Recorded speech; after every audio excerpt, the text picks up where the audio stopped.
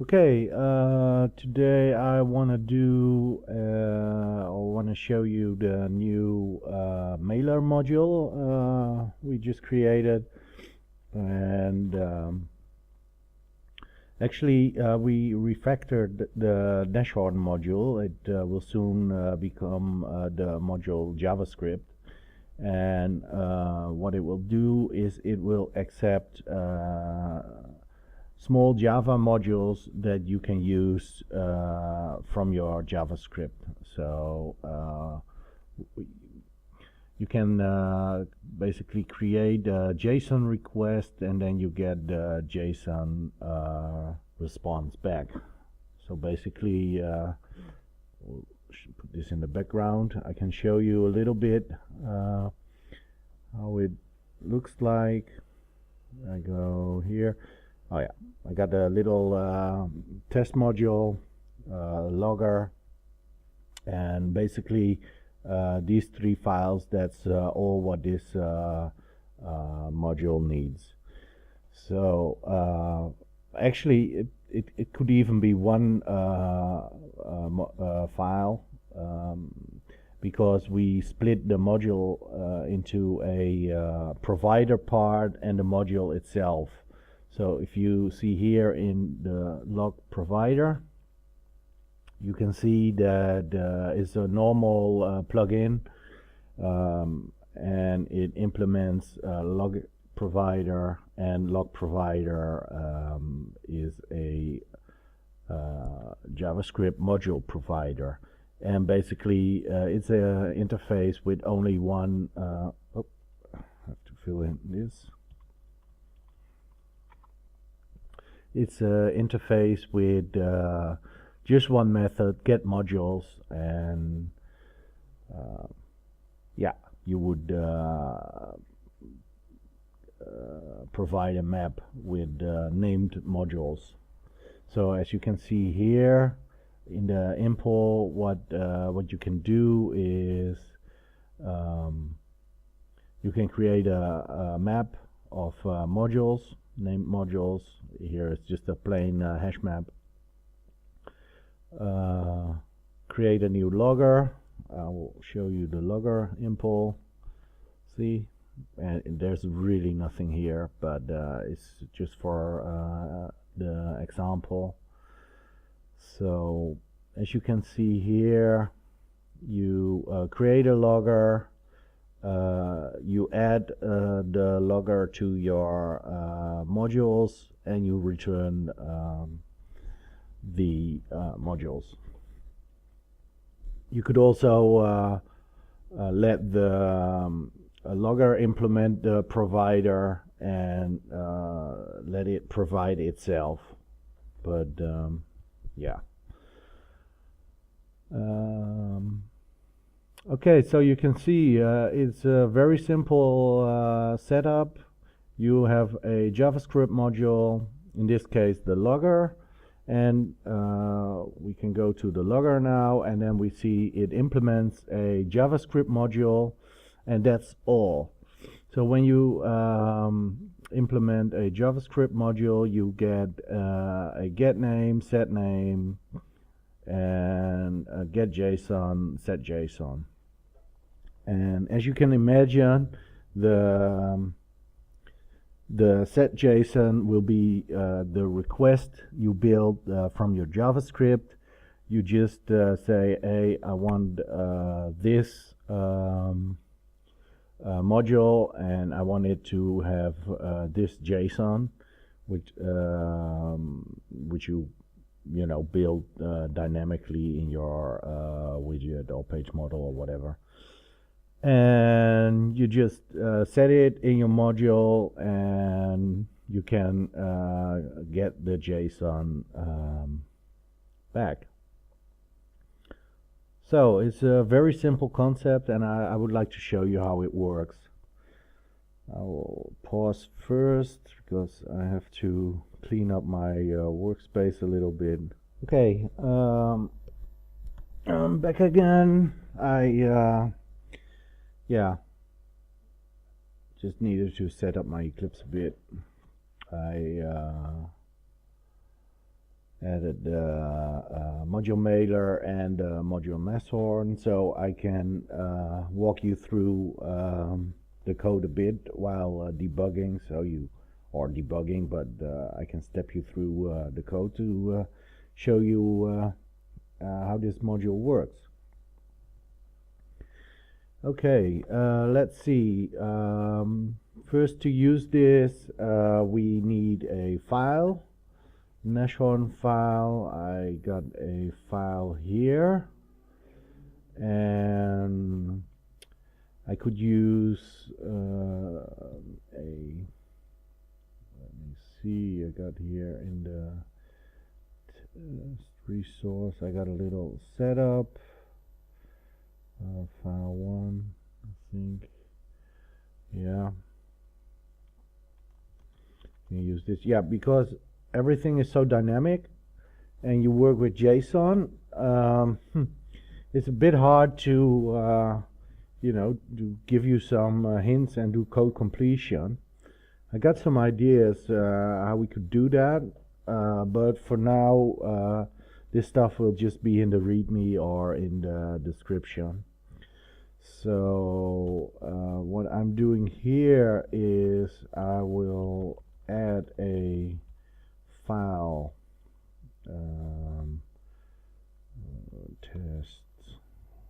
test1.js, and this is a way of including other JavaScript files. So I can save this. Yeah, this should be okay. This is test1. Do I have a test1? No. Create a new one. Test1.js. I'll give it a little bit better name. Well, demo.js. It's not that much better, but anyway. What will we put in there? I'll put some demo code, some normal JavaScript code. This will be highlighted. No problem for now. I think if you do like this, nah, that won't work.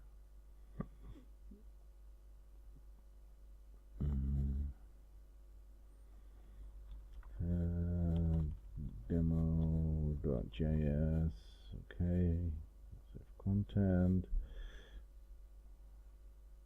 Okay, I will rename this to config.js. Save the config.js. I have to reference the demo.js.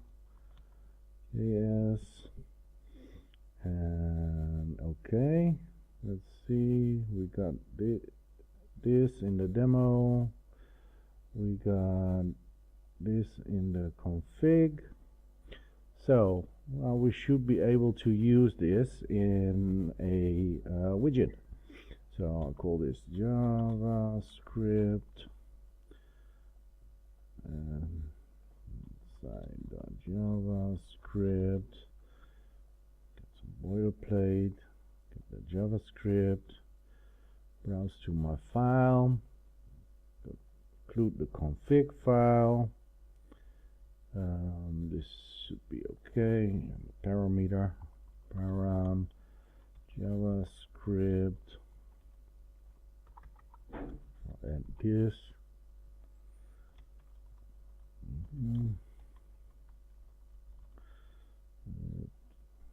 So it should be okay.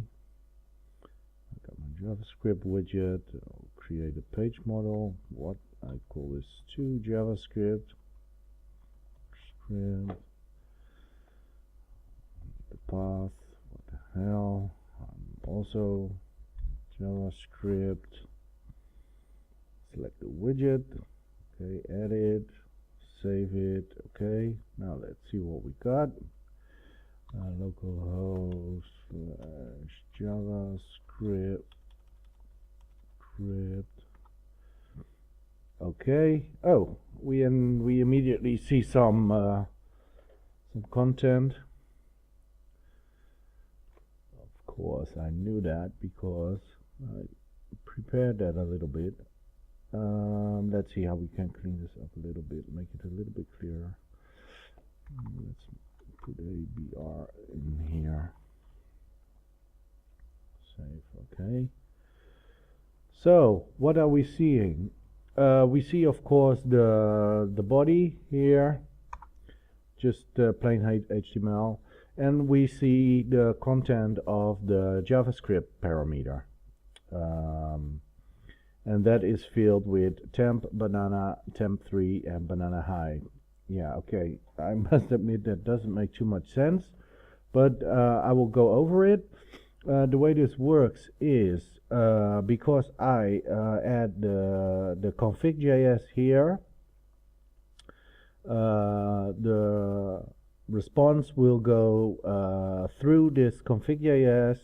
It will extract what information is in there, and now I will go to the config.js, and as you can see, it is a normal valid JSON block inside comments. So this might look a little bit weird, and yeah, if you really have a lot of problems with this setup, please let me know, because yeah, I'm myself, I'm quite happy with this, but I can imagine, you know, that for some of you this is just too weird. What is happening is when the request comes into the JavaScript page, it parses this, it finds the includes, it includes the, in this case, the demo.js file, and then it starts executing the var section here, and then it finds a var called temp. It invokes an object or a method on the ph object, and it gives it the argument test. And then if we can go to that demo.js, we can see the object ph.test with the method test6. It returns the variable banana, and if we go here, you can see it it executes that method on the object. It puts its results under the temp name, and it executes that method with the argument of test. In this case, yeah, well, you can throw in here whatever you want, but nothing's gonna happen to it because I don't have an argument here. So that's why it returns under temp just banana. Yeah, you see there? So, and then if we go to the next one, you see it got the name temp3. It invokes the normal function test, and it adds the argument temp. So if we go to the normal function test here, and it executes that with its arguments and then plus high, and then you see banana high, and that I have to go back a little bit to explain that, because the argument temp here is actually the variable temp. So you see, this allows you to sort of pipe or let the output of one execution or invoke method be the input of a other method. And this might be a bit confusing, because you might expect, well, I throw in the argument temp, so that's a string, why doesn't it return temp high? Yeah, we could do that very easily, and it might be a little bit more intuitive, but you will see that the to call functions with the outcome of other functions is so much more flexible than just inserting an argument. So what basically this allows you to do is just chain your different methods together and build up some logic. I do want to stress that I don't think this, I got now this section is about this big. It's very understandable. I wouldn't make this too long. If you find yourself creating a lot of vars and sort of throw this variable into that variable, you entering well, I don't want to call it a snake pit, but it's just not good coding. This is just to help you a little bit with the execution of your JavaScript. And as you can see here, now it just execute the native JavaScript, but there's also one other option, and I haven't showed you that here, but that is like this. I can put in name here, and then I can say logger invoke. Well, invoke will be dropped. This will be called module, and then the module will be, I will call this logger result. The module will be called logger, and that is the logger that you are seeing here. See, this is the name of the logger. So I'm going to call the module logger with the argument of temp, and that is going to be this. In this case, I will change this because I wrote my logger to accept JSON. So I have to change this to JSON to make this valid. And I can do that a little bit like this. Results. Very simple, just to give you an idea. Logger. We're going to play a little bit with this, so hopefully you can see the possibilities of this. Okay, save the content, save the file.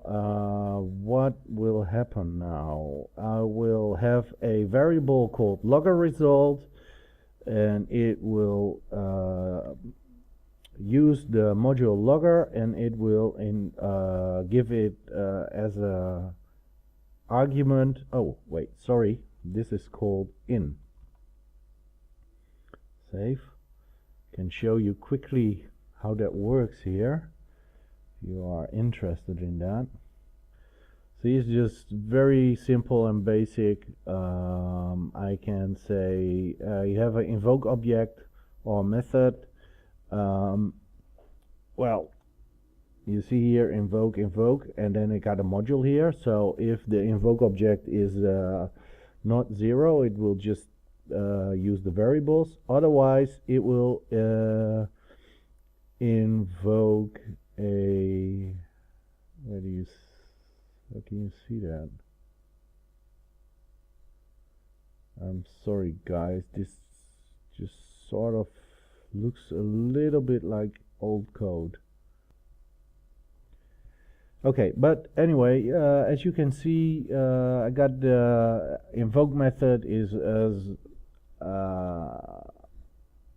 not null. It will invoke these. If it's null, because it doesn't have an invoke, it will run this. So then you will enter this path, and as you can see, I will make sure here that your JSON is first It's a bit silly, but I will convert it to a string and parse it back to JSON later, because I really want to check if it's valid JSON. Very strict checking here. So I need to have the string format, and I could choose to let you enter in the string here, but as this highlighting will work later on, I really don't want to do that. So I had to convert it back to a string and back to a string and then back to JSON again. So here, set the JSON, and as you can see, module set JSON, and we can go to, for instance, the logger module. Where is the logger module? Here, logger implementation. Set JSON. It gets its JSON. Doesn't do anything with the logger in this case. But when you get the JSON, you add, or we add here, some text. Okay, let's see how that works. Go here, save the content, save, and let's see if we get some sort of result here. And as you can see, yes, I got the logger result here, and the result is okay. I hope that is clear. I will go over the code a little bit, and the main thing I wanted to show you is the potential here. This is a very new field. I've been thinking of working out this stuff also in the Rhino, but I don't think I will do that, because it's just I have to double everything, and so this will be a JDK8 function, but it works very nicely. The results with we did a few small benchmarks, and the results are very impressive. For instance, here, if I show you, of course, this is localhost, and yeah, but you can see 15 milliseconds for the whole thing to run. And basically what it does, it starts a whole JavaScript engine, it evaluates the whole stuff, it adds the modules, and filters them and pipes them through the variables. So actually I'm very impressed with this, and I hope you are too. Okay, I I put the breakpoint at here in the log provider, where it creates the logger, the implementation, and we can start the platform. We'll see,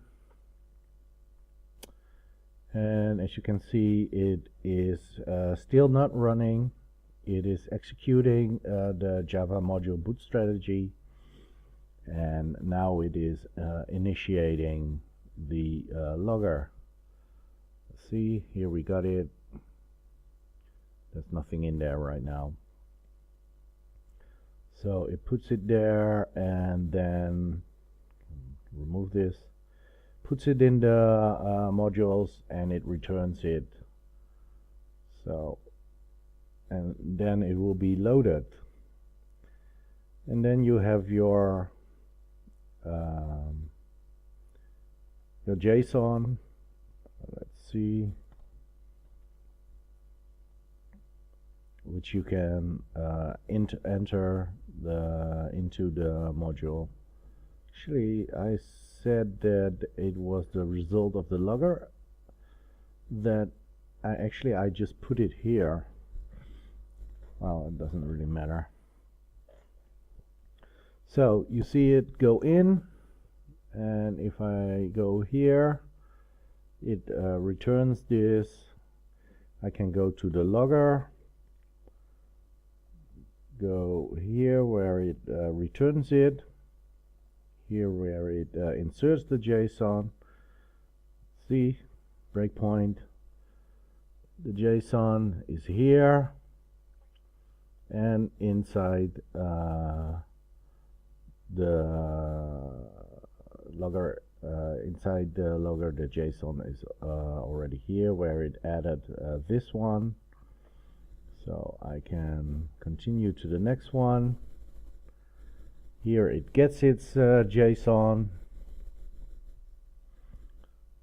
As you can see, the result here and my text here. And of course, you can imagine that you would add your own business logic in here. And then by definition, you will have very testable modules. Basically, it's just JSON in, JSON out. And if you don't depend on too much, you will have very clean modules which are very testable and reliable. Okay, I think this is it for now. I will be creating a few other modules. I got a little list I want to complete, so probably I will create some coding screencasts where I go into more depth.